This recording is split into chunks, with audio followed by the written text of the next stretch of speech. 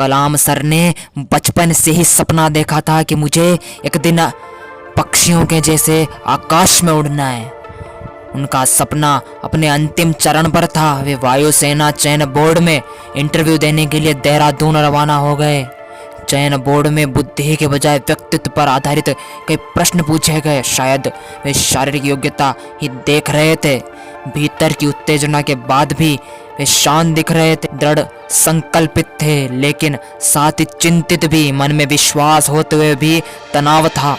परंतु जब परिणाम आया तो वायुसेना के लिए 25 में से जिन 8 उम्मीदवारों का कमीशन अधिकारी के लिए चयन हुआ, उसमें से वे 9वें नंबर पर ही आकर अटक गए। कलाम सर को अंदर अंदर बहुत ही गहरा धक्का लगा।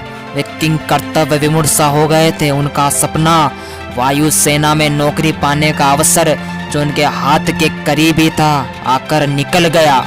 वे चयन बोर्ड से बाहर आए और चट्टान के किनारे पर खड़े हो गए और अपना जीवन त्यागने की सोची। धीरे धीरे उनके मस्तिष्क पर दबाव बढ़ने लगा। वे सोचने लगे कि पिताजी को मुझसे कितनी आशाएं थी। एक ही पल में सब चूर चूर हो गया। उनके मन में कई सवाल पनप रहे थे, जिनके वे जवाब जानना चाहते थे। जल्दी जल्दी में वे ऋषिकेश आ गए। वहाँ पर उन्होंने गंगा स्नान किया और फिर पास ही में छोटी सी पहाड़ी पर बने शिवानंद आश्रम में गए। जैसे ही उन्होंने आश्रम में प्रवेश किया, अंदर से कंपन महसूस।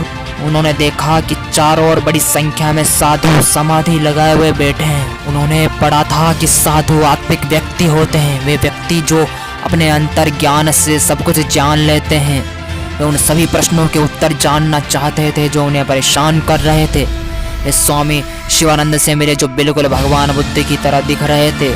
कलाम सर उनकी अत्यंत सम्मोहक, एकदम बच्चे जैसी मुस्कान और कृपालु भाव देखकर दंग रह गए। कलाम सर ने अपना परिचय दिया। उनके मुस्लिम होने पर जरा भी प्रभाव नहीं पड़ा। उन्होंने उन्हें भारतीय वायुसेना में अपने नहीं चुने जाने की असफलताओं के बारे में बताया।